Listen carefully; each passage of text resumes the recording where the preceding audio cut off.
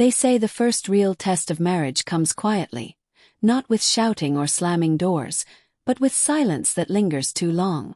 For Ken and me, that silence arrived in our 3rd year of marriage. Started small. Missed dinners. Short replies. Work calls that stretched late into the night. I told myself it was just a busy season.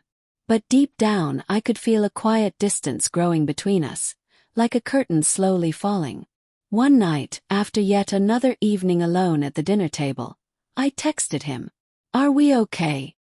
His reply came after 20 minutes. "Just tired, babe. We'll talk when I get home." But when he came home, he was too exhausted to talk. And I was too hurt to ask again. Weeks passed. I buried myself in work, hoping to distract my heart. Then, one afternoon while scrolling through social media, I saw a photo, Ken and a female colleague at a work event. Nothing inappropriate. But her hand rested a little too comfortably on his shoulder. Froze. Jealousy, that old ugly feeling, came flooding back.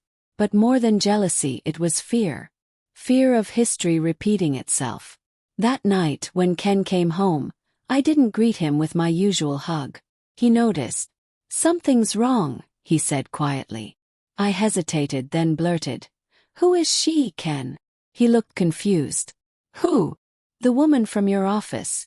The one you keep working late with." He sighed, rubbing his temples. "Natasha, please don't start this. It's just work."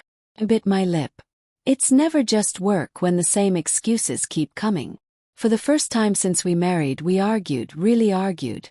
Not about dishes or chores, but about trust. Voices rose, tears fell, and the words that followed left bruises we couldn't see. When he finally walked out of the room, I sat on the floor and cried. Not because I thought he'd betrayed me, but because I realized how easily love can get lost when life gets loud. The next morning, Ken didn't leave for work immediately. He sat next to me on the couch, his eyes tired. "I hate that we fought," he said softly. "I hate that you think I'd ever hurt you."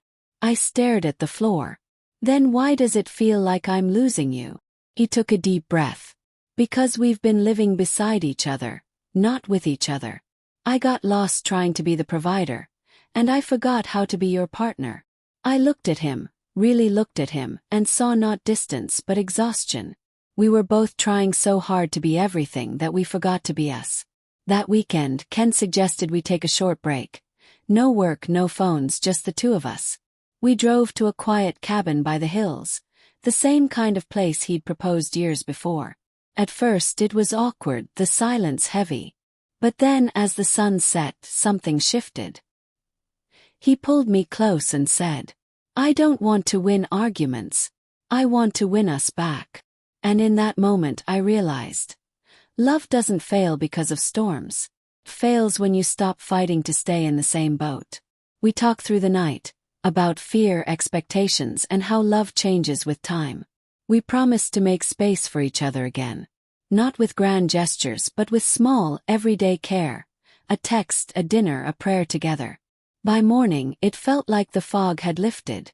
We hadn't solved everything, but we had found each other again.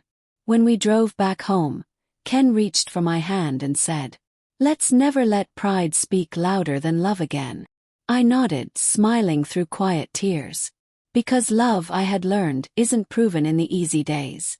It's proven in the ones you almost gave up. That night before bed, I whispered a prayer of gratitude. Not for a perfect marriage, but for the grace to keep choosing each other. Because sometimes, surviving the storm is the victory.